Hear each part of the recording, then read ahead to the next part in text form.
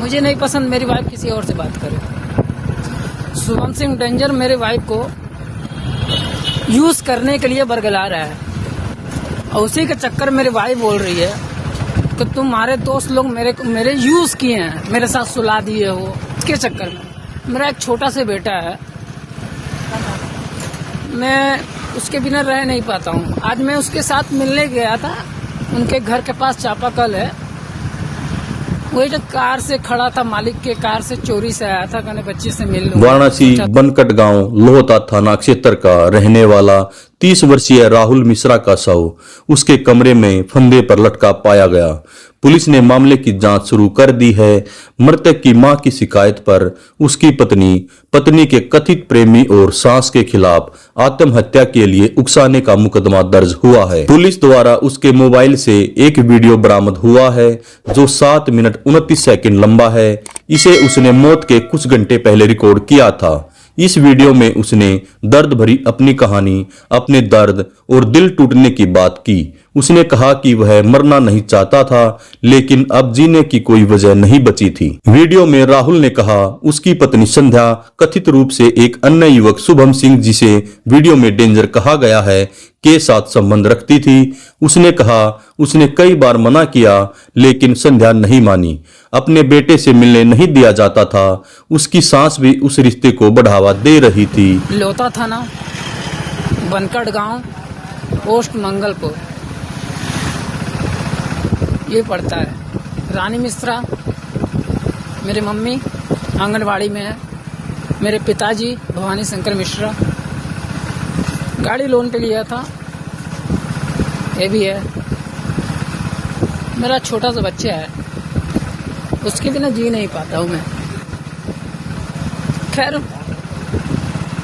मेरी तो आज जिंदगी की लास्ट है। मैं चाहता हूँ कि ये बीजेपी का जो सरकार है, क्यों सिर्फ लड़कियों के लिए शोषण होती है। 2014 के बाद से लड़का शोषण होने लग गए हैं। लड़कियों के साथ गलत होता था, कानून हिसाब से होना चाहिए, लड़कों के लिए होना चाहिए, लेकिन उसके बाद से मेरा शोषण होने लगा, लड़कों का शोषण होने लगा। मेरी वाइफ खुल के बोल रही है कि मुझे सपोर्ट कर रहा है शुभम सिंह डेंजर, मैं उससे बात करूंगी। मैं लड़का हूं ना, मैं लड़कों के बारे में जानता हूं, अच्छे से जानता हूं। उसको सपोर्ट नहीं, उसको ओयो तक ले जाएगा। मैं अपने जीते जी उसको ओयो नहीं देख सकता ना, इसलिए मैं आगे जो मैं बोल रहा हूँ, अभी प्रेजेंट टाइम में मैं पिया नहीं हूँ और मैं पीऊंगा कम से कम 1 खम्मा, क्योंकि मुझे इच्छा 1% नहीं है। बस मुझे रिक्वेस्ट है मेरी वाइफ को,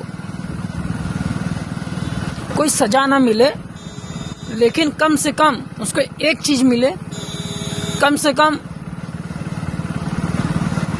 कदर तो कर लेती। मैं उसको सजा नहीं दिलवाऊंगा, कम से कम कदर कर लेती।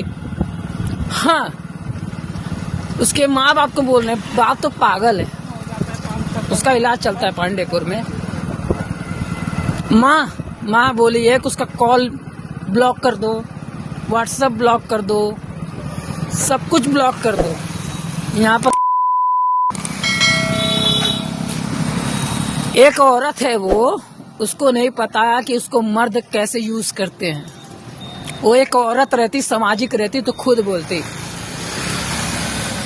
कि अपने मर्द का टच में रहो। गुस्सा सब फैमिली से होता है, लेकिन कम से कम ये नहीं होता है कि उसको ब्लॉक कर दो।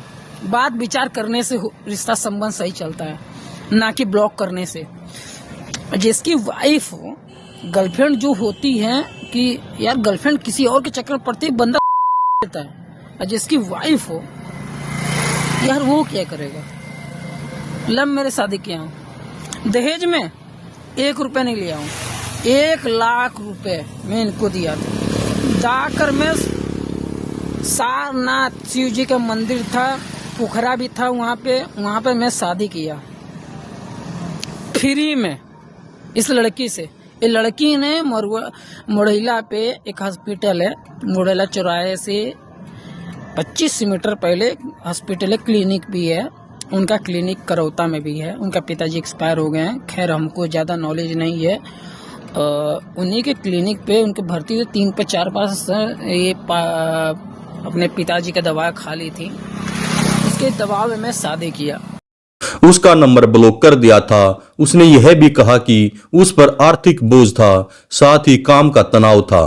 पत्नी ने उसके खिलाफ झूठी शिकायतें भी की थी, फिर भी उसने उन्हें स्वीकार कर लिया था। वीडियो के अंत में राहुल ने कहा, पुरुषों के साथ अन्याय हो रहा है, हमेशा लड़कियां ही सही नहीं होती और